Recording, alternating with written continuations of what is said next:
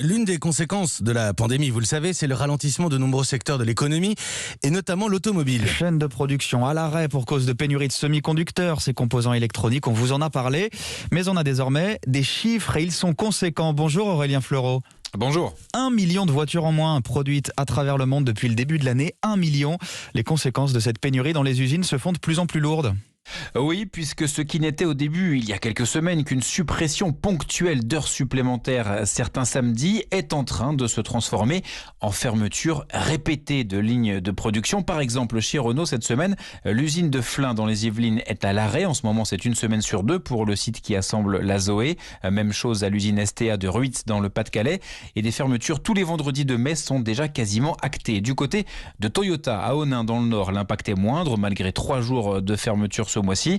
Et puis chez Stellantis, ex-PSA, plusieurs sites sont aussi touchés, en particulier Rennes et Sochaux. Oui, Sochaux, où nous nous rendons justement ce matin avec vous, Arthur Mbaché. Bonjour Arthur.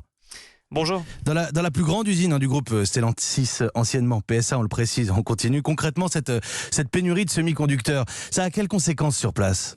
Eh bien déjà, tous les matins, les ouvriers de Peugeot doivent appeler un numéro vert pour savoir si oui ou non, en fonction de l'arrivée ou pas de semi-conducteurs, ils travaillent ce jour-là. Numéro vert du site Stellantis de Sochaux. La séance de ce mardi après-midi est confirmée. Prochain point à 17h30 pour les tournées suivantes. Merci de votre appel. Et encore, ça c'est pour la 3008 et la 5008. La ligne de la 308 est à l'arrêt depuis 4 semaines. Pour la relancer, Stellantis imagine une astuce, en revenir sur le tableau de bord au compteur de vitesse à aiguille à la place de l'écran numérique, explique Éric Pelletier de Force Ouvrière. Là, on a besoin effectivement de semi-conducteurs puisque ce sont des espèces de cristaux liquides. C'est une tablette quoi en fait. Ça ressemble à une tablette.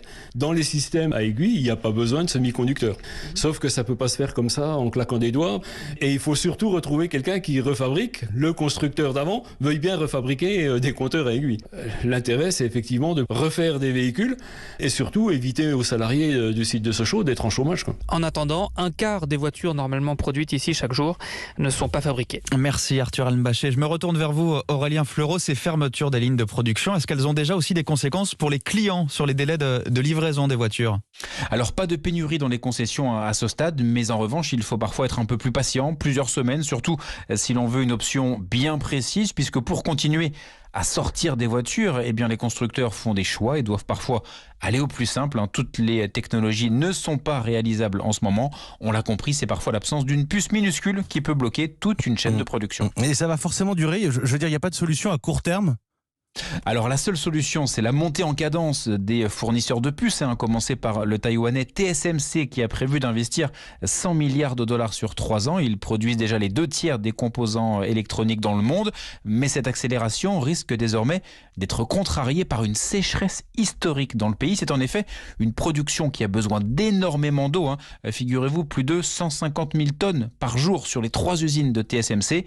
Et quoi qu'il en soit, tous les fabricants de semi-conducteurs s'accordent pour dire que la pénurie aura encore des impacts en 2022 et même 2023. Ligne de production à l'arrêt, retour peut-être des compteurs à aiguille. Les conséquences aujourd'hui et demain de la pénurie de semi-conducteurs dans l'automobile. Dossier signé Aurélien Fleureau.